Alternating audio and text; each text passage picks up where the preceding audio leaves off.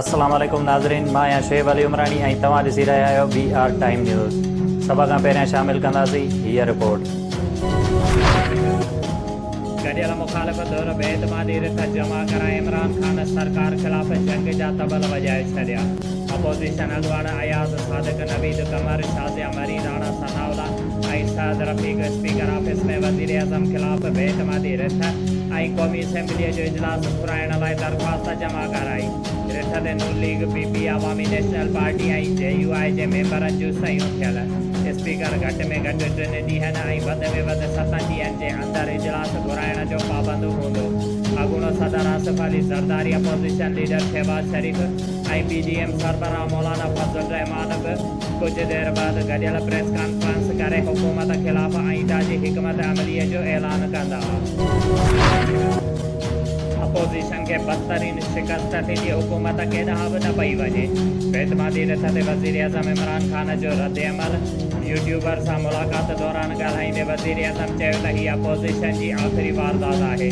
हिन कोशिश खां पोइ मुंहिंजी हुकूमत खे 2028 ताईं कुझु बि न थींदो।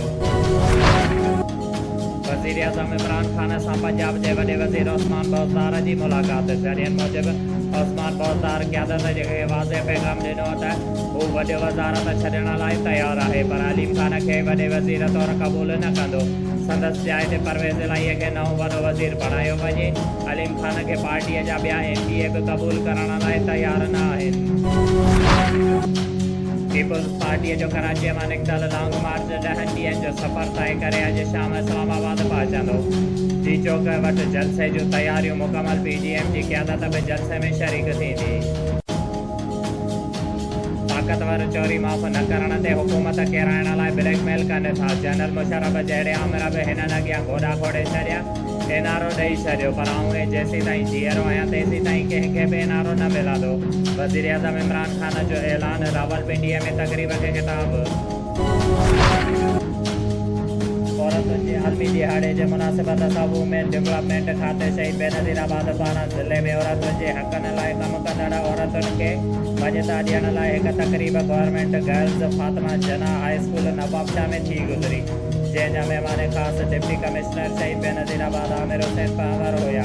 उन मौक़े ते तक़रीब खे ख़िताब कंदे deputy commissioner Aamir Hussain Pahwar, deputy director women development Naseem Hasan Mastoi, district education officer Qurban Ali Rahu, assistant director HM Khawaja ऐं ॿियनि चयो त औरतुनि खे तालीम, मुलाज़मत समेत मिड़नी शूबनि में बराबरीअ जे बुनियादनि ते हक़ ॾियण सां थी मुआशिरो तरक़ी कंदो। उन्हनि वधीक चयो त औरतुनि जी आलमी दिहाड़े मल्हाइण जो मक़सदु संदनि हक़नि बाबति आगाही बेदार करणु आहे। डिप्टी कमिश्नर शहीद बेनज़ीराबाद आमिर हुसैन पहवर पारां जाम साहब शहर में सफ़ाईअ जे ख़राब सूरत हाल, पीअण जे पाणीअ जी फराहमी न थियण, गंदे पाणीअ जी नेकाल, गैरक़ानूनी हद दख़लनि समेत ॿियनि बुनियादी सहूलियतुनि जी खोट जे नोटिस वठंदे जाम साहब शहर जो दौरो कयो ऐं शहरनि खां मसइला पिणु मालूम कया। शुएब अली उमरानीअ खे ॾींदा इजाज़त। वधीक ख़बरुनि ऐं अपडेट्स लाइ ॾिसंदा रहो BR टाइम न्यूज़।